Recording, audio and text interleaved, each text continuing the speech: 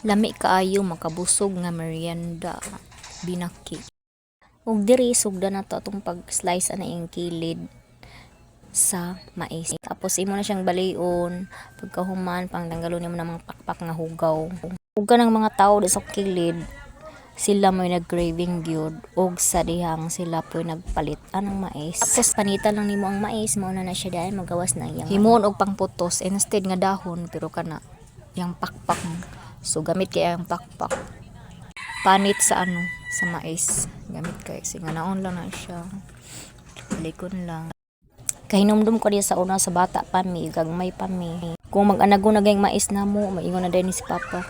Manguha ta kay magbinaki ta. Ganahan na din ko kana excited na kay kaon na pud ko nang binaki. Unya bantayan din ako si Mama kung unsaon niya paghimo. Tan-aw jud ko anak niya para makabalo ko. Unya sa akong pagkahangol ani sa una makahinumdum ko nga itapad pa jud nako nang tagpila ka buok nga ing ani binaki sa akong higdaan. Uban term man ni sa Bisaya magud kay pintos ang tawag or binaki.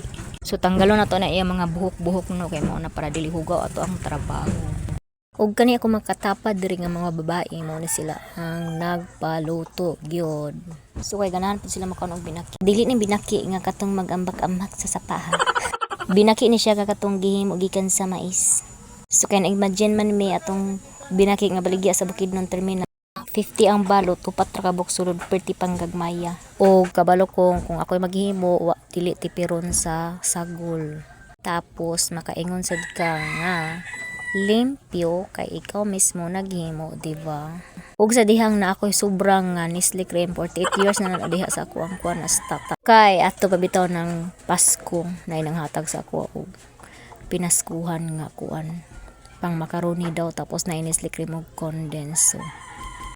Kani mga sobra-sobra lang jud ni namo kay kuot-kuoton og naay gamitan. Mas lami siya kung naay condense og Nestle Cream gamay kay ngano mas creamy, mas yummy.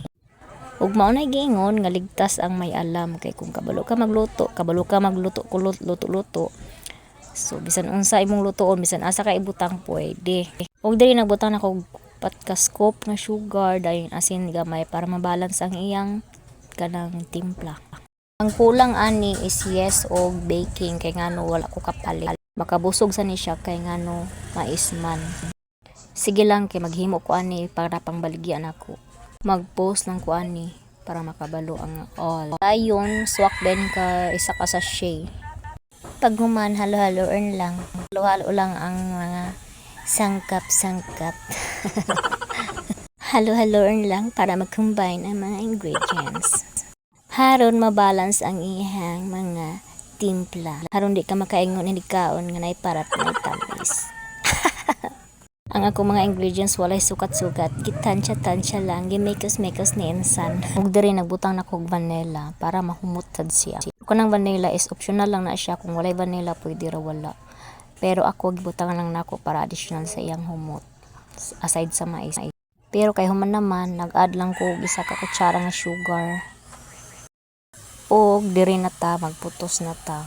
So upat lang ka kutsara ang imong ibutang sa isa ka pakpak sa mais para di mangawas ang iyang mga kaluluwa. Magbutang lang ka upat ka kutsara sa pakpak sa mais tapos ibalot ta nimo. Ayan na pa sobra ay.